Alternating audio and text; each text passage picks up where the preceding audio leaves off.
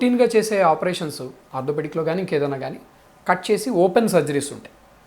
ఇప్పుడు అన్ని విభాగాల్లో వచ్చినట్టుగానే ఆర్థోపెడిక్ విభాగంలో కూడా జాయింట్స్కి సంబంధించి కీ హోల్ సర్జరీ వచ్చింది. అంటే చిన్న కణం ద్వారానే లోపల సమస్య ఏమైనా ఉంటే దానికి సర్జరీ చేసి సరిచేస్తాం. ఇది కామన్గా జాయింట్ లోపల ఉండే లెగమెంట్ సమస్యలు, అలాగే జాయింట్ యొక్క స్మూత్ బేరింగ్ సర్ఫేస్ కార్టిలేజ్ సమస్యలు, అలాగే జాయింట్ లోపల ఉండే షాక్ అబ్జార్బర్స్ మెనిస్కస్ అంటాము, లేబ్రమ్ అంటాము, ఇటువంటి షాక్ అబ్జార్బర్స్ సంబంధించిన సమస్యల్ని ఈ ఆర్థ్రోస్కోపీ ద్వారా సరిచేయచ్చు అనమాట.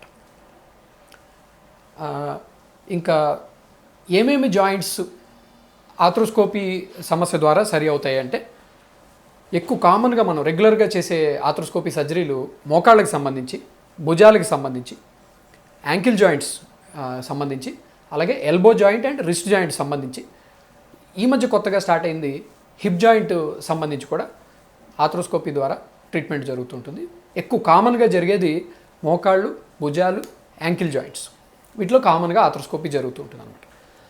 సో మనం ఇందాక అనుకున్నట్టుగా 3 రకాల సమస్యల్ని ఎక్కువ కామన్గా ఆర్థ్రోస్కోపీ ద్వారా ట్రీట్ చేస్తూ ఉంటాం. అది లెగమెంట్ ప్రాబ్లమ్స్. లెగమెంట్స్ అంటే జాయింట్ని పట్టి ఉంచే స్టెబిలైజింగ్ స్ట్రక్చర్స్ అనుకోవచ్చు. అంటే ఒక జాయింట్ని స్టెబిలైజ్ చేసే బ్యాండ్స్ లాంటివి, లేదంటే తాళ్ళు లాంటివి, రోప్స్ లాంటివి.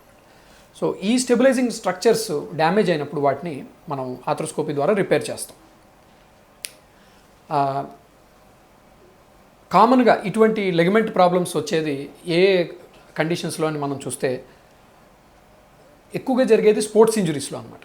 రకరకాల స్పోర్ట్స్లో, అది క్రికెట్ కానీ, ఫుట్బాల్ కానీ, బాస్కెట్బాల్ కానీ, ఏ విధమైన అవుట్డోర్ గేమ్స్లో లెగమెంట్ టైర్స్ కామన్గా అవుతుంటాయి. ఎక్కువ నీ జాయింట్కి అవుతుంటాయి, అప్పుడప్పుడు షోల్డర్ జాయింట్, యాంకిల్ జాయింట్ కూడా అవుతుంటాయి. ఈ లెగమెంట్స్ని మనం పర్ఫెక్ట్గా రిపేర్ చేసుకుని ఆ పర్సన్ మళ్ళీ స్పోర్ట్స్కి వెళ్ళి తన కెరీర్ని పర్ఫెక్ట్గా కంటిన్యూ చేసుకునేలాగా మనం రిపేర్ చేయొచ్చు అనమాట.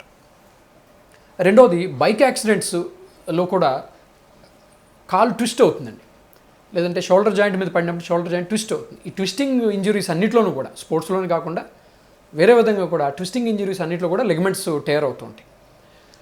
మైనర్ టేర్స్ ఉంటే ఆర్థ్రోస్కోపీ అవసరం లేదు. మైనర్ టేర్స్కి ఒక్కొక్కసారి కేవలం ఫిజియోథెరపీ, రెస్ట్, అలాగే ప్లాస్మా థెరపీ ఇంజెక్షన్స్ ద్వారా సరిచేయచ్చు. సివియర్ టేర్స్ ఉన్నప్పుడు రీసెంట్గా టేర్ అయితే రిపేర్ చేస్తాము. నెగ్లెక్టెడ్ టేర్స్ ఉంటాయి కొన్ని, అంటే లేట్ ప్రెజెంటేషన్ అనమాట.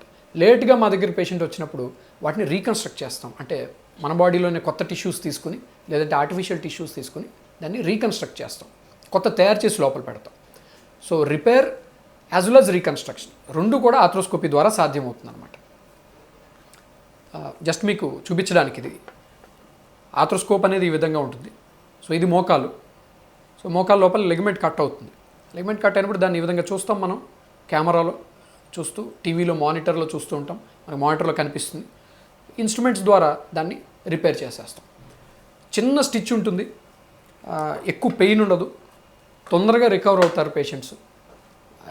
ఆల్మోస్ట్ ఈ ఆపరేషన్స్ అన్నింటిలోనూ కూడా వితిన్ 1 or 2 days పేషెంట్స్ నడిపించడం, ఎక్సర్సైజులు స్టార్ట్ చేయడం, ఫిజియోథెరపీ స్టార్ట్ చేయడం అయిపోతుంది అనమాట. బెడ్ రెస్ట్ కానీ, ఎక్కువ పెయిన్ కానీ, ఎక్కువ బ్లడ్ పోవడం కానీ, ఇటువంటి సమస్యలు ఏమీ దీంట్లో ఉండవు. అది ఆర్థ్రోస్కోపీ యొక్క ముఖ్యమైన అడ్వాంటేజ్. ఇంకా లెగమెంట్ ఆపరేషన్లు ఒక్కటే కాకుండా నేను ఇందాక చెప్పినట్టుగా షాక్ అబ్జార్బర్స్.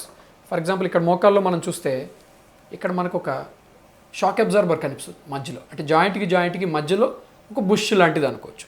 అంటే అది మనం పరిగెత్తినప్పుడు కానీ, మోకాళ్ళు ఎక్కువ బెండ్ చేసినప్పుడు కానీ సపోర్ట్ ఇస్తుంది.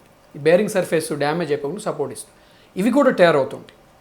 ఇవి కూడా మామూలుగా జారి పడిపోయినప్పుడు కానీ, ఇంట్లో కానీ, బయట కానీ, స్పోర్ట్స్లో కానీ టేర్ అవుతుంటాయి.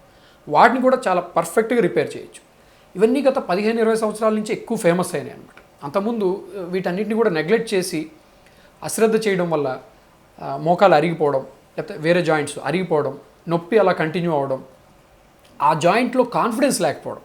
ఇప్పుడు ఈ లెగమెంట్స్ టేర్ అయినా, లేకపోతే ఈ షాక్ అబ్జార్బర్స్ టేర్ అయినా ఆ పర్సన్ పర్ఫెక్ట్గా వాళ్ళ పనులన్నీ సరిగ్గా చేసుకోలేకపోతారు. అంటే పరిగెత్తడానికి ఒక చిన్న భయం ఉంటుంది.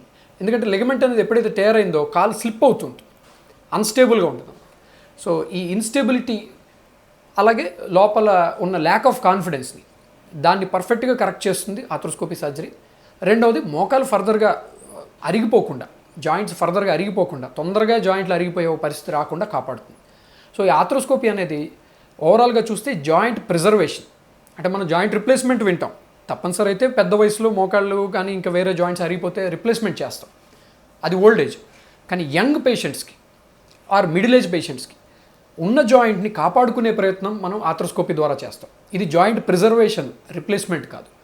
సో రిప్లేస్మెంట్కి వెళ్లకుండా జాయింట్ ప్రిజర్వేషన్కి ఉపయోగపడే ఒక అద్భుతమైన టెక్నాలజీ ఇది ఆర్థ్రోస్కోపీ. అండ్ ప్రపంచవ్యాప్తంగా భారతదేశంలో కూడా చాలా సక్సెస్ఫుల్గా ఈ ఆర్థ్రోస్కోపీ సర్జరీస్ రెగ్యులర్గా చేయబడుతున్నాయి. చాలామంది ఆపరేషన్ అనగానే భయపడతారు.